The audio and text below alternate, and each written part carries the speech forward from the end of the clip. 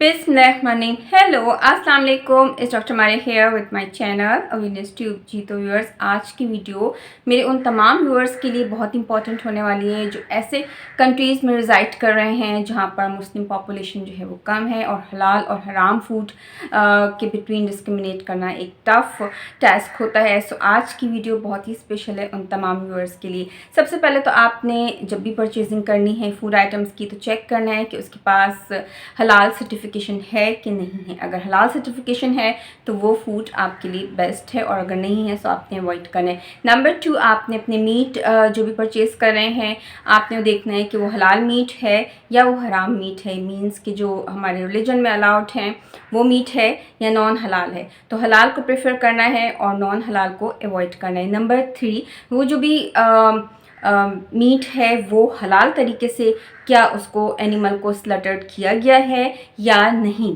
अगर उसको हलाल तरीके से स्लटर किया गया है यानी एनिमल को ज़िबा किया गया है तो वो आप कंज्यूम कर सकते हैं, और अगर हराम तरीके से उसको यानी जर्क से झटके वाला मीट है तो आपने उसको अवॉइड करना है। नंबर 4, ऐसे भी मीट होते हैं और ऐसे भी फूड्स होते हैं जिनको नॉन हलाल चीज़ों के साथ प्रिजर्वेटिव की फॉर्म में या डिफरेंट अदर फॉर्म में उसके साथ जो है वो कंटेमिनेट किया जाता है। तो आपने ऐसे तमाम फूड्स को भी अवॉइड करना है क्योंकि वो हलाल फूड भी जो है वो हराम फूड में कन्वर्ट हो जाता है क्योंकि उसमें नॉन हलाल जो है वो एडिटिव्स ऐड किए जाते हैं। सो चलिए फर्दर देखते हैं डिटेल।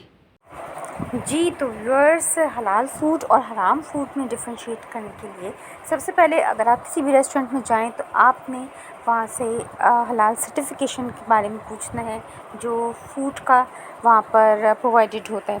अगर वो अवेलेबल है और फूड हलाल है तो आपने ज़रूर उसको प्रेफर करना है, उसको कंज्यूम करना है।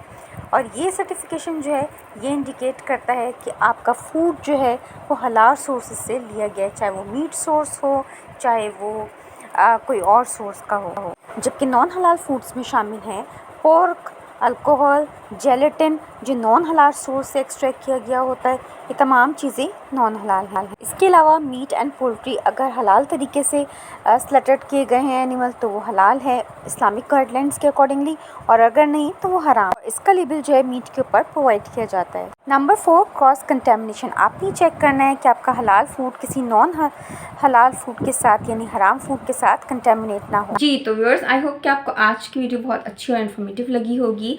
साथ ही आपने ये कुछ कोड्स जो हैं वो आप लर्न कर लें, वो आप अपने साथ रखें ताकि आपको हलाल और हराम फूड में डिस्क्रिमिनेट करने में आसानी हो और फूड आइटम के सिलेक्ट करने में आसानी हो। सो मुझे कमेंट सेक्शन में जाके ज़रूर फीडबैक दीजिएगा। अपना बहुत सारा ख्याल रखिएगा। Keep watching and keep subscribe my channel awareness tube. Thank you for joining us.